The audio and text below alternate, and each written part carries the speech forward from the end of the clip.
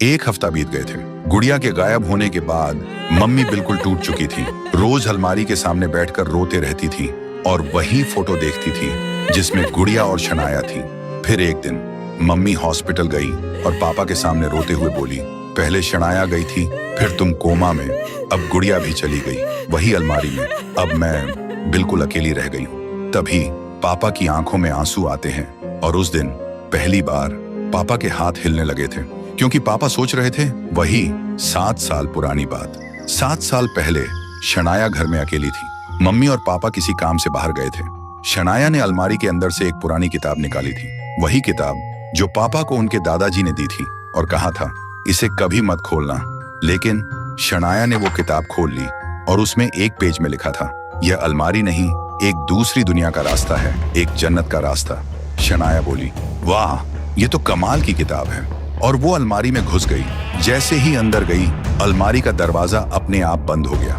कुछ देर बाद mummy papa घर आए और जैसे ही घर में कदम रखा तो उन्होंने अलमारी के अंदर से कुछ आवाजें सुनी। दोनों दौड़ के अलमारी के पास गए, दरवाजा खोला और जो देखा उनके पैरों तले जमीन खिसक गई। शनाया अलमारी के अंदर मरी हुई मिली थी। ये देखते ही पापा का मन इतना डर गया कि वो वहीं घूम गए और कोमा में चले गए।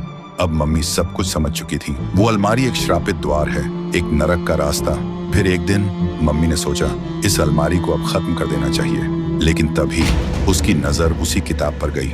उसने वहीं राज पढ़ा। अब मम्मी और भी समझ गई थी, ये सब इस किताब की वजह से हुआ है। मम्मी ने तुरंत वो किताब को आग में जला देती है और जैसे ही किताब जल के राख बन गई, घर के अंदर से आवाज आई, मम्मी मम्मी मम्मी आप कहाँ हो?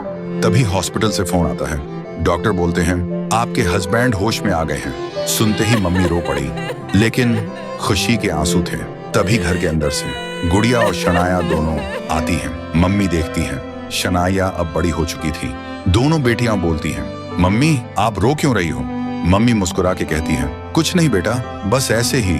तो दोस्तों, आपको यह कहानी कैसी लगी कमेंट में जरूर बताना, और अगर आप चाहते हो और भी ऐसी कहानियां तो इस वीडियो को 1 लाख लाइक तक पहुंचा दो।